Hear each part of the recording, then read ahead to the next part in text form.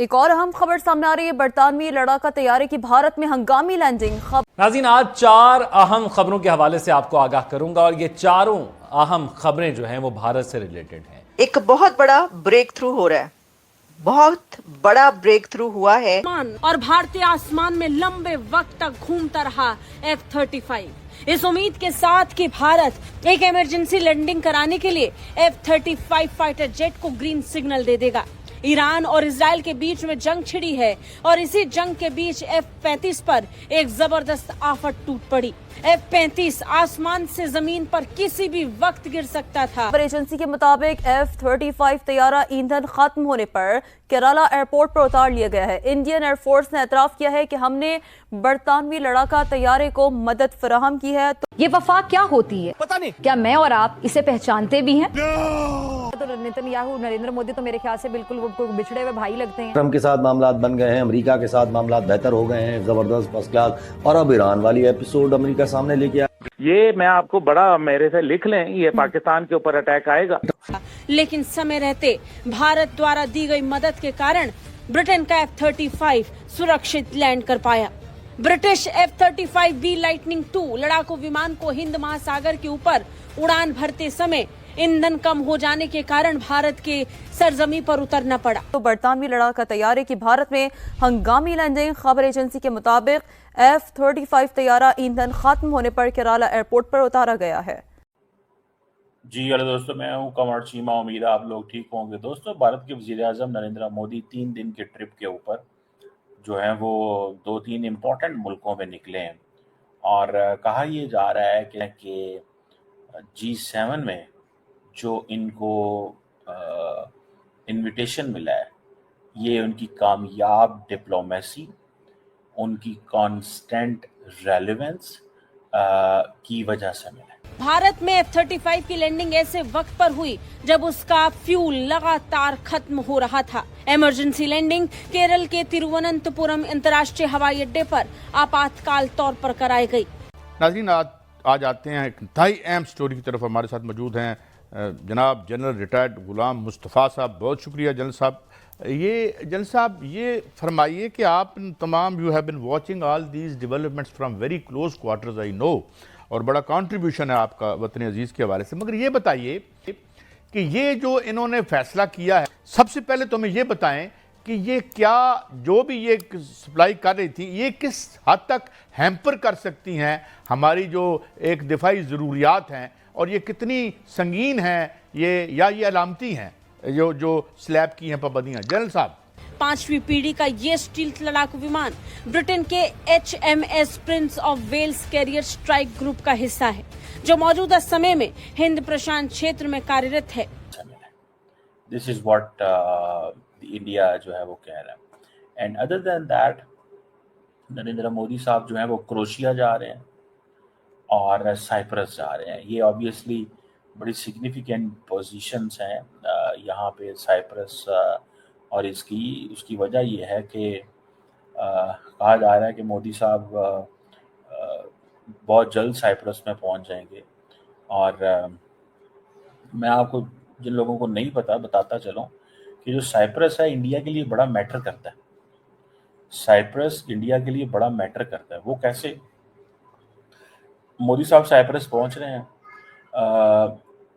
20 साल के बाद कोई Indian leader, last time Atal Bihari Vajpayee Cyprus गए थे, ठीक है जी। और इससे पहले कहा जाता है कि जवाहरलाल नेहरू जो हैं वो गए थे। और उस वक़्त की जो जवाहरलाल नेहरू ने भी जो एक ओल्ड कनेक्शन है वो बिल्ड किया, particularly non aligned movement, NAM का जो कनेक्शन है वो बिल्ड किया था। और साइप्रस की जो लीडरशिप है वो भी इंडिया आती जाती रही है माजी के अंदर में भी। और अभी इंडिया की तरफ से कहा जाता है कि बहुत सारे लीडर्स वहाँ पे गए। इंदिरा गांधी गई हैं, फिर उसके बाद वाजपेयी साहब गए थे, फिर प्रेसिडेंट पटेल गए थे 2009 में, प्रेसिडेंट रामनाथ कोविंद 2018 में गए थे, जो पिछले प्रेसिडेंट थे। जयशंकर साहब 2022 में गए हैं। तो ये बड़ा इम्पोर्टेंट है साइप्रस उनके लिए। कि इस वक्त दुनिया की 2 दहशतगर्द रियासतें हैं जो अपने आप को सेकुलर डेमोक्रेसीज कहती हैं, और दोनों अमेरिका की इत्तेहादी हैं, और दोनों रियासतें इंसानियत सो जुल्म कर रही हैं अपने शहरियों पे। एक इसराइल है जो अपने आप को सेकुलर लिबरल डेमोक्रेसी कहती है और फलस्तीन के मुसलमानों को ज़िबा कर रही है, और अमेरिका के इत्तेहादी होने की वजह से पूरे ग्लोबल मीडिया में इसराइल के खिलाफ आपको एक लफ्ज नहीं मिलता। और दूसरी इस वक्त एक जदीद दौर में इंडिया है जो तमाम तर अपने वसाइल के साथ इस वक्त अमेरिकन की गोद में जाकर बैठ गई है। उनकी स्ट्रेटेजिक अलायंस है। अफगानिस्तान में इंडिया को यह बड़ी जगह देना चाहते हैं। पाकिस्तान के खिलाफ जो मिलिट्री और इकोनॉमिक स्ट्रैटेजी ये बिल्ड करना चाहते हैं उसमें इंडिया का किरदार है। चाइना के खिलाफ डिप्लॉय करना चाहते हैं तो इंडिया को करना चाहते हैं। इस वजह से ये दूसरी लिबरल सेकुलर डेमोक्रेसी जो अपने आप को कहती है, इसके तमाम जराइम पर पर्दा डाला जा रहा है। जैसे इसराइल के, आपने बर्मा के मामले में यह बात देखी थी कि बर्मा के मामले में चूंकि मुसलमान ज़िबा हो रहे थे तो किसी ग्लोबल मीडिया ने आवाज नहीं उठाई, लेकिन मुसलमान ममालिक ने जब आवाज उठाई, इंटरनेशनल मीडिया में बात आई, तुर्की ने अपने फॉरेन मिनिस्टर को भेजा, तब जाके वहां पर मामला थोड़ा सा दबा, अंडर प्रेशर आई बर्मा की गवर्नमेंट। लेकिन इंडिया के मामले में इंडिया की मिलिट्री प्रोपेगेंडा वैल्यू, इनके डिप्लोमेटिक वैल्यू, इनके ग्लोबल अलायंसेस, और खास तौर पर इस खित्ते में जो अमेरिका के ये स्ट्रेटेजिक पार्टनर्स बन रहे हैं, उसके मुताबिक, उसके तहत इंडिया के खिलाफ अभी ग्लोबल मीडिया बात नहीं करता। नमस्कार दोस्तों, जिस F-35 को लेकर पूरे भारत और अमेरिका के बीच कुछ दिनों पहले हमने बहुत ही तेज हलचल देखा, आज दोस्तों वही F-35 पहली बार भारत में लैंड किया है। ये F-35 अमेरिका का नहीं बल्कि ब्रिटिशर्स का है, यानी कि यूके का।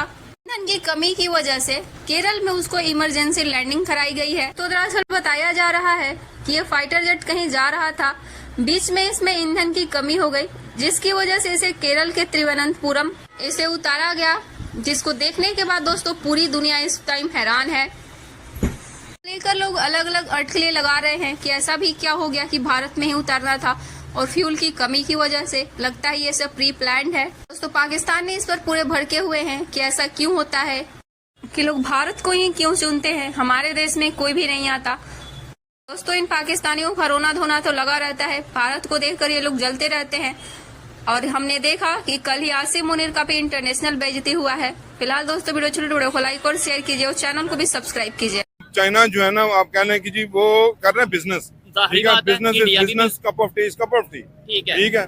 अब उसको नजर आ रही है मार्केट 1.5 अरब की। अभी आपको पता है लेटेस्ट रिपोर्ट ये है कि चाइना की आबादी से ज्यादा हो गई है इंडिया की बात। ये खबर आई थी। इंडिया की बात करते हैं, इंडिया चोलिस्तान में गैस निकाल रहा है, ठीक है। चोलिस्तान हमारे अरुणाबाद वगैरह वो इलाका उसके बिल्कुल साथ है, वहाँ से वो गैस निकाल रहा है, हम क्यों नहीं निकाल सकते, ठीक है। क्योंकि हमारे ऊपर पाबंदियां, उनके ऊपर पाबंदियां नहीं है, बेसिकली हमने पाबंदियां अपने ऊपर खुद लगवाई हैं, ठीक है, कि हम निकालना नहीं चाहते। अब इंडिया को देखो, अभी वो किस पॉइंट पे, अब चाइना की बात कर रहे हो, चाइना ने किसी वक्त हमसे कर्जा लिया था, अब दुनिया के 210 ममालिक के साथ बिजनेस कर रहा है वो।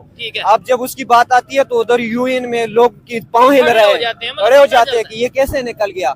असल में वहाँ सियासत थी, यहाँ मिलिट्री सुपरमेसी है मेरे पास। हमें कहते हैं जी हम जो है ना टैक्स पेयर नेशन जो है ना नहीं है। अच्छा यार, ये जो हम टैक्स पे कर रहे हैं लक्स साबन पर, अपनी जितनी भी